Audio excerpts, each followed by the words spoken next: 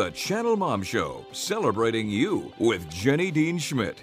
Brought to you by Earth Balance, a natural food brand that makes a mom's life more delicious. Earth Balance produces a tasty line of buttery spreads, nut butters, soy milk, mayo, and more, allowing you and your family to enjoy your favorite foods healthfully and allergy-free.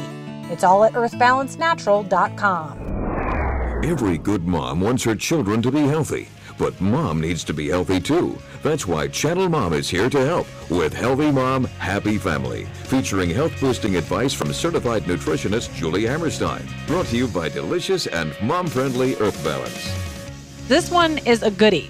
If you have ever dieted or contemplated dieting, you probably wish it was easier. I think just about everybody dreads it because they think it's going to be so tough. Right. That is why today we have asked our certified nutritionist, Julie Hammerstein, to give us the best foods for weight loss and the best workouts for losing weight too. Because really, some people do ineffective stuff. They think, well, if I just don't eat all day and then all I have is whatever, 2 rolls at night or something, something, or just a salad. I mean, I don't know, but they're not effectively getting their body to metabolize properly, and so they do it incorrectly. So, and also same thing with workouts. There are some workouts that aren't going to work for you nearly as well as others, and that is why Julie is here today, because she's going to help us with that stuff.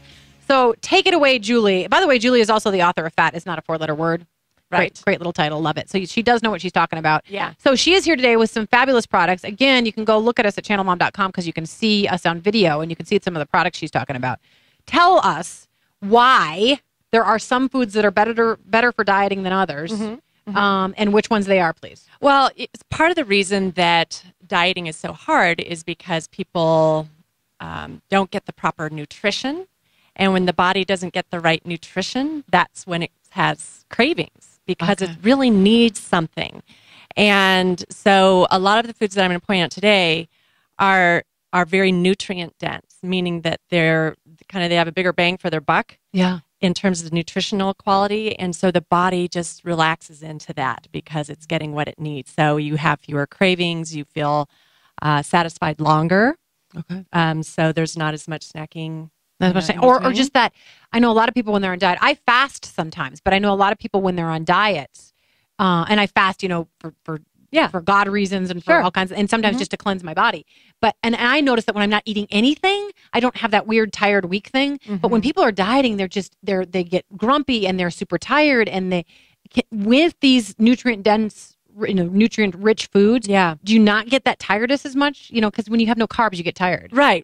And that's the other thing, is that there have been food groups, i.e. carbohydrates, that have been given such a bad name. Yes. And you have to have them in your diet. It feeds your brain. And so it's your most accessible source of energy, carbohydrates. And so when you're not eating them, sure, you're going to lose some weight, partially because you're taking in fewer calories, but because your body will start to burn fat for fuel. Yeah. But then what happens, we've talked about this before, you also lose muscle mass and slow down your metabolism. So what I kind of did was I broke it down into what are called your macronutrients: protein, carbohydrates, and fat. And I'm going to point out a few. I mean, there are really hundreds of really good foods that are good for, we'll call it quote unquote dieting. But if you're looking for a healthy weight and to have weight release, these are some of the best ones that you can focus on. Okay, so we've got plenty of time, so just go for it. Okay, tell us about the foods you've got. So I'm first going to talk to you about the carbohydrates, and to really know that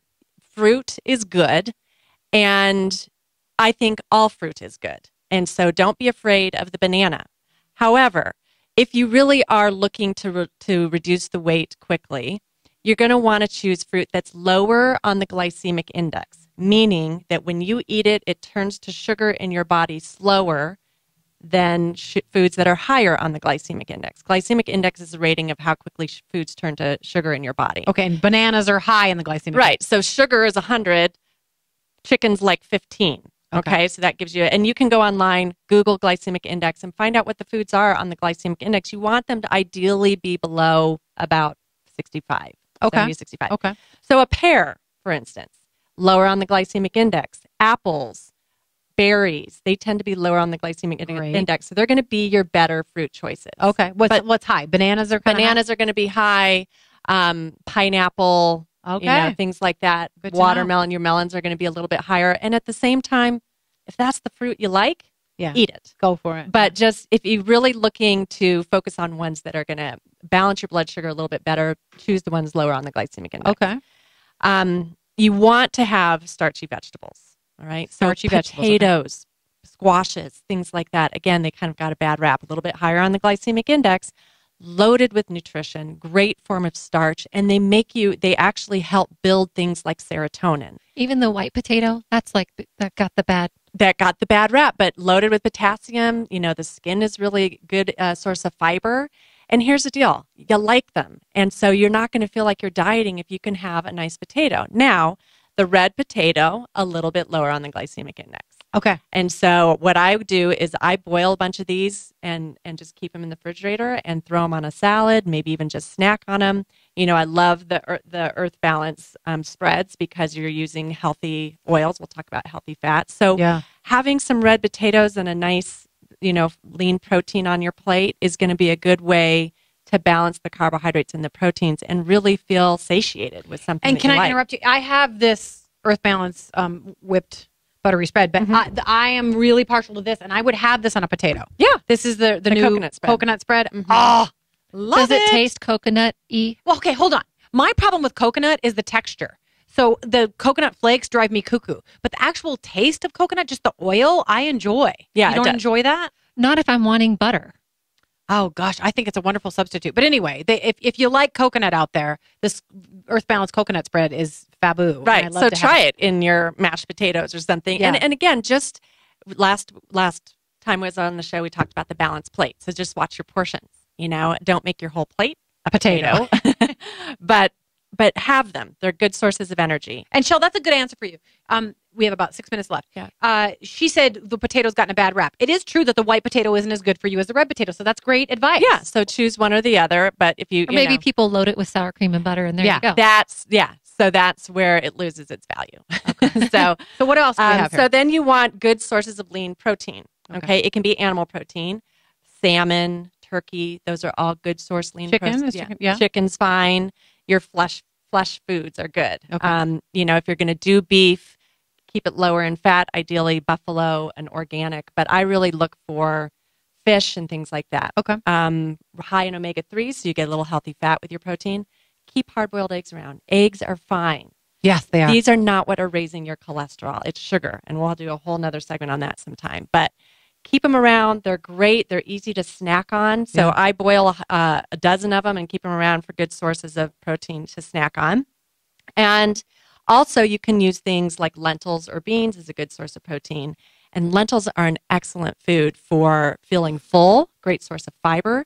They're more easily digested than beans, so people are sometimes afraid of beans. Yeah, they are. For all those reasons. Yeah. So great, cook a bunch, put them in a soup, put them in a Lentils. salad. You could also do garbanzo beans, so Hummus. chickpeas, make hummus. Amino acids in here that help balance your metabolism. Yeah, That's why hummus is just, when they do make it for you in the store, I just love that because I know I'm getting good stuff and they've already made it for me. Yeah. So I love hummus. It's easy to make too, though. If you make it, Yeah. Don't tell me that, Shelley. I'm not Martha Stewart. You know it's a lot about cheaper though to do it that way. It is, Yes. you're right. I go through these really quickly and I should just make my own more often. Good sources of fat, right? Avocados, fabulous. I mean, you love them. You can put them on anything. They're a great source of fat without having to do a lot of dietary oils. So you In can fact, do that when you're dieting. Weight loss food, you can have avocado. Absolutely. It is higher in calories. Fat is higher in calories Yeah. than your protein, your carbohydrates, but you need it for so many reasons. For hormones, for all those things that you don't want when you're dieting, like the fatigue and all of that stuff. So You just need have the a healthy little fats. bit of it. You don't have to have a ton of it. Right. Okay. Almonds, almond butter. I love the Earth Balance almond butter. This on an apple. This, as even if you just need something kind of sweet, I'll just take a spoonful of almond butter. So another great. My source of feeling is fat. you can do this stuff. All this stuff sounds yummy. It's making me hungry just looking at it. Mm-hmm. You can have a healthy, good diet, and if you're cutting out the stuff that like the sugary cereals and the processed foods and the desserts, you will really lose weight by Yeah. eating this yummy, good stuff. Yeah, exactly. So you're cutting out all that stuff or moderating it, right? Yeah. And eating all this stuff that your body likes. I mean, it's body friendly, and you like it. Yeah. So eat it and enjoy it. And also wild rice, brown rice. Yeah, so do some healthy grains. And what I tell people is if you're really looking to lose the weight, do one grain-based food a day.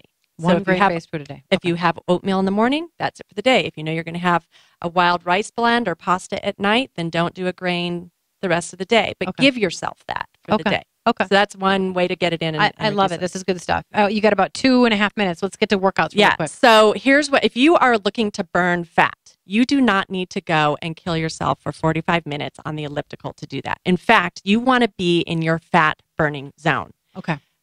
Take 220, subtract your age from that, you get a number. That's your maximum heart rate. You want to multiply that by 60% if you're sedentary, 70% if you're active.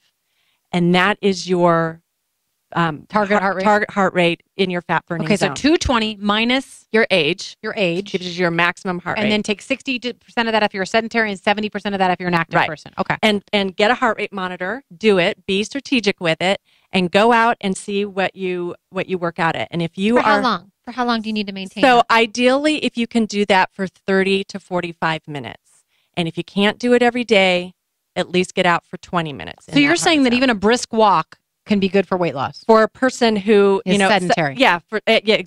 Exactly. But I mean, for me, if I know that I need to trim a little bit down, my running is super slow. Like people are passing me. I run slow. But it's good because I know that if I want to build endurance and get more cardiovascular health, I'll go do a harder workout. But if I'm just like, I need to trim a little bit off the middle, then I'll stay in my fat burning zone, and it's a slow run. You and I could run together then. I'm afraid to ask people to go running with me because I am kind of a slow runner. That's awesome. But it's intentional because there's a workout for strength and endurance, and there's a workout to get fit and burn fat. Awesome. 30 to 45 minutes. How many times a week? Ideal if you can do that 5 days a week. Okay, I do exercise 5 days a week. So that's perfect. Julie, you're so good, and we'll have you back to tell us how sugar raises our cholesterol. Yeah. That's amazing. We're going to dispel some myths around that one. Yeah. Julie Hammerstein, healthy mom, happy family. There we go. We're all mom healthy and happy. Mom is healthy, then the family's happy. So that's awesome. Thanks so much, Julie. Thank you.